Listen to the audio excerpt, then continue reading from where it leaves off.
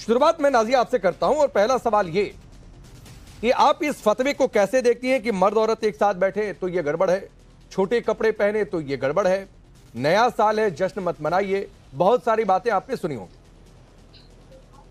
राकेश जी, सबसे पहले आपको नव वर्ष की बहुत बहुत बहुत शुभकामनाएं और मेरे सभी पैनलिस्ट को नव वर्ष की बहुत बहुत शुभकामनाएं। मेरा देश संवैधानिक है राकेश जी। यहाँ पर शरिया इम्प्लीमेंट की जो स्ट्रैटेजी चल रही है और इस देश में शरिया लागू करने का जो खुफिया खेल चल रहा है वो हम चलने नहीं देंगे। न्यू ईयर मनाना है या वैलेंटाइन मनाना है या दुर्गा पूजा मनाना है या दिवाली मनानी है, it's a matter of choice.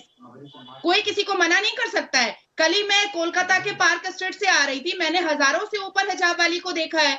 मैंने ट्वीट भी किया कि देखो कितनी हिजाब वाली घूम रही है और आराम से मुसलमान सेलिब्रेट कर रहे हैं।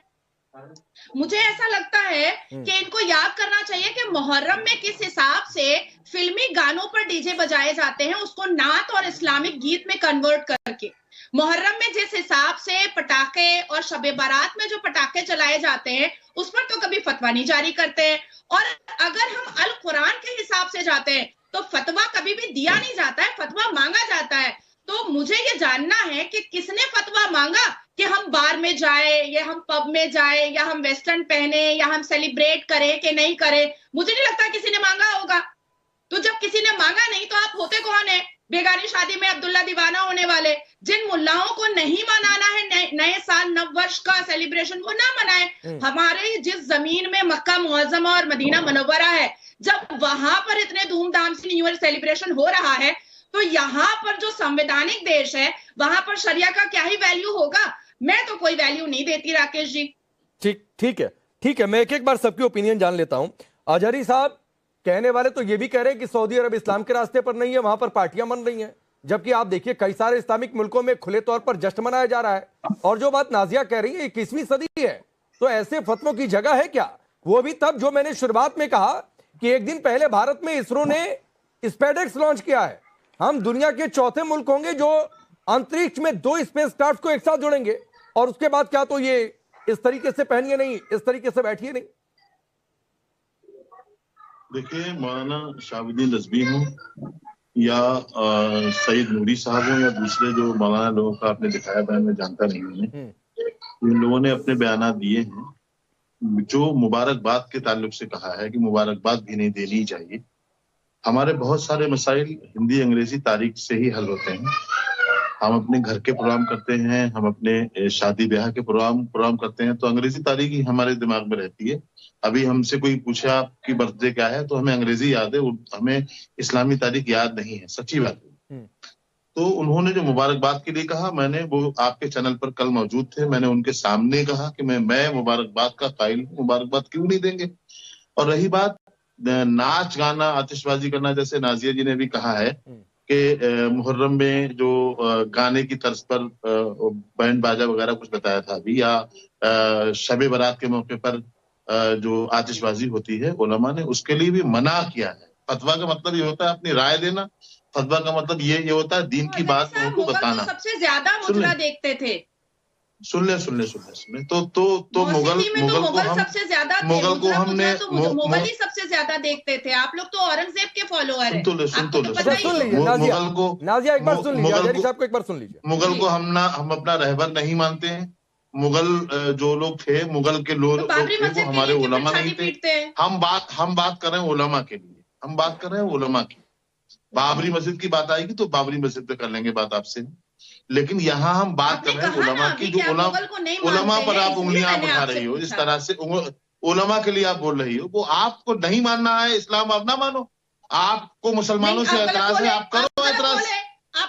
आपको इस्लाम नहीं, आप इस्लामी नाम रख के और इस्लाम और उलमा के खिलाफ बोलती हो, रोज आप चिल्लाती हो, रोज आप चीखती हो कि फला मौलवी ऐसा, फला मौलाना ऐसा, और मुल्लाओं जैसे लफ्ज आप इस्तेमाल आप करती हो। अगर ऐसे ही लफ्ज आपके लिए इस्तेमाल किए जाए तो आपको बुरा लगेगा। आप जो है आपका एक ही इरादा रहता है हमेशा के उलमा की शान में गुस्ताखियां करो। आप करो, आप तो हमने आपसे पहले कहा आप इस्लाम की बागी हो, आप इस्लाम की बागी हो। और ये चैनल वाले लोग जानबूझ के आप जैसे लोगों को छाड़ के लेकर के आते हैं ताकि आप इस्लाम। जय हिंद दोस्तों, अभिषेक ऑफिशियल टीवी पे आपका स्वागत है। आपने इस वीडियो में देखा और सुना होगा कैसे नाज़िया इलाही खान ने सबके बेधड़क होकर धज्जे उड़ा दी और एक एक बातें जो बोली हो पढ़कर आती हैं और सीधा बताती हैं, ना किसी के बहकावे में आती हैं ना कुछ। ऐसा ही होना चाहिए। आपका क्या मानना है जो नाज़िया इलाही खान ने कहा वो सही है या गलत? जब लोगों के साथ में करे तो गलत और खुद अकेले में करे तो नहीं हो सही है, जश्न है। आपका क्या मानना, अपनी राय हमें कमेंट सेक्शन में दीजिएगा और ये वीडियो हमारे साथ बने रही, पूरा लास्ट तक देखिएगा। आगे आपको और भी अच्छी चीज़ें सुनने को मिल सकती हैं। तो इससे पहले हमारे चैनल को सब्सक्राइब कर दीजिए और नए साल की ढेर सारी शुभकामनाएं आप सभी को हमारी तरफ से। तो चलिए वीडियो को लास्ट तक बने रहिएगा। जो आपका काम है, जो आपका तरीकाकार है, इसके अलावा आप बोल भी नहीं सकते। अच्छा मैं आगे बढ़ता हूँ। अरे अजहरी साहब सुनिए ना। अजहरी जी सुनिए। नाज़िया अजहरी, जैसे हमने आपको बुलाया वैसे ही हमने नाज़िया को भी बुलाया। तो आप उनके बुलाने पर सवाल उठाएंगे तो कोई आपके बुलाने पर सवाल उठा देगा। तो ऐसा नहीं होता है ना कि आपका बुलाना ठीक हो गया और नाज़िया का बुलाना गलत हो गया। इस्लाम के खिलाफ बोलोगे आप? नहीं, कोई किसी धर्म के खिलाफ नहीं बोलेगा। और पैनल पर सभी लोग इस्लाम से ही जुड़े हैं। ऐसा नहीं है कि आपका इस्लाम ठीक है और नाज़िया का इस्लाम गलत हो जाएगा, या फिर सुबोही का इस्लाम ठीक है किसी और का इस्लाम गलत हो जाएगा। इस तरीके से नहीं चलता है। ये परिभाषा आप लोग अपने हिसाब से मत तय किया करिए। सुबोही, तमिलनाडु के मुख्यमंत्री के बेटे को क्यों नहीं बुलाते हो आप? ठीक है। अरे सुबोही नहीं रुकिए। अरे अजहरी जी सुनिए ना भाई, कम कराएंगे तो मैं अजहरी जी सुनिए। हमारे लिए सभी धर्म एक जैसे हैं और मैं इस मंच से कह रहा हूं सभी धर्मों को एक नजर से देखा जाता है। सभी धर्मों का बराबर सम्मान है। मेरे पैनल पर आकर कोई भी किसी धर्म, हिंदू मुस्लिम सिख ईसाई, किसी धर्म के खिलाफ नहीं बोलेगा। तो आप ये मत तय क्या करिए ना कि नाज़िया का इस्लाम गलत है। ऐसा नहीं होता। सुबोही रुक जाइए।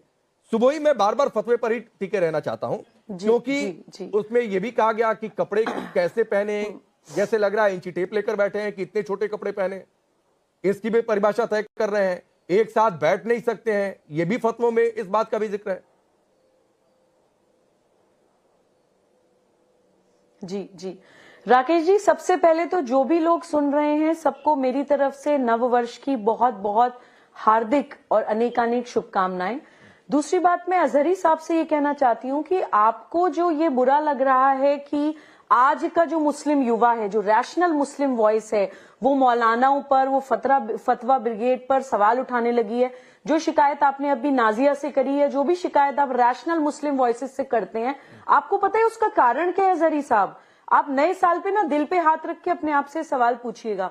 2 लाइन बताऊंगी, बहुत खूबसूरत लिखा है किसी ने, इंसान के लहू को पीना इज़्ने आम। दोस्तों, आप अगर यहाँ तक आए हैं तो आपको हमें उम्मीद है कि ये वीडियो अच्छा लगा होगा। आपसे एक रिक्वेस्ट रहेगी कि आप हमारे चैनल पर पहली बार आए तो चैनल को सब्सक्राइब करके वीडियो को लाइक कर दीजिएगा और बेल आइकन घंटी को दबाना मत भूलिएगा ताकि ऐसी वीडियो आपको हमेशा मिलती रहे। आपसे एक और रिक्वेस्ट रहेगी कि आप अपने फ्रेंड सर्किल में इस वीडियो को जरूर शेयर कीजिएगा ताकि वो भी इस वीडियो का आनंद उठा सके। और अंत में आपसे बोलना चाहूँगा कि आपने इस वीडियो में जो कुछ भी देखा हो, दोस्तों मैं आपको बता दूं कि यह वीडियो टाइम्स नाउ भारत की स्टूडियो में रिकॉर्ड किया गया था, जो कि एंकर राकेश पांडे हुए आए हुए लोग हैं नाज़िया इलाही खान, सुबुद्दीन खान, फराह फैज़, बिलाल खान, एक और नाम समझ में नहीं रहा, हैदर, मुजीब, हाफिजल नूर अहमद हैं।